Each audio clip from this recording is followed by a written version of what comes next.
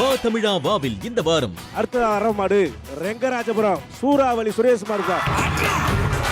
சிங்கமா இருந்தா இப்ப காட்டுவான் திறமையா. தங்க கட்டி சிங்க கட்டி மதுரை மண்ணா ஏறிப்பார். தமிழர்களின் வீர விளையாட்டு ஜல்லிக்கட்டில் மகுடம் சூடிய வீரர்கள்.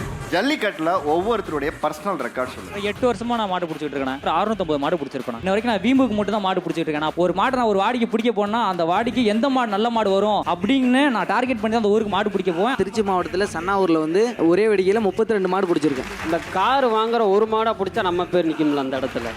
அந்த ஒரு கான்செப்ட் எனக்கு இன்னும் பிடிக்கும். ஒரு ஜல்லிக்கட்டுக்கு வந்தாங்கன்னா 50 மாடு வருதுன்னா 50ஐயும் பார்க்கவே மாட்டான். எந்த மாடு அந்த மாவட்டத்திலே ஃபேமஸான மாடு அதுக்கு நில்லு அதை ஏறுவான். அவன் தான் பழைய தள்ளிமுறை ஜல்லிக்கட்டுக்காரன். எங்களுக்கு மணப்பாறையில் வந்து தற்கொலைப்படைங்கிற பட்டம் கொடுத்தாங்க. எங்களுக்கு எந்த மாடு போட்டாலும் சரி எங்களோட பிடிவாத மாடு இல்லை வட ஜல்லிக்கட்டில். நான் கிட்டத்தட்ட இன்னைக்கு ஒரு 2000 மாடு பிடிச்சிருக்கேன். 130 குத்து நாம உடம்புல வாங்கியிருக்கேன். எங்க அப்பா பிடிச்சா மாடு பிடிலன்னா செத்து போ அப்படிம்பாரு.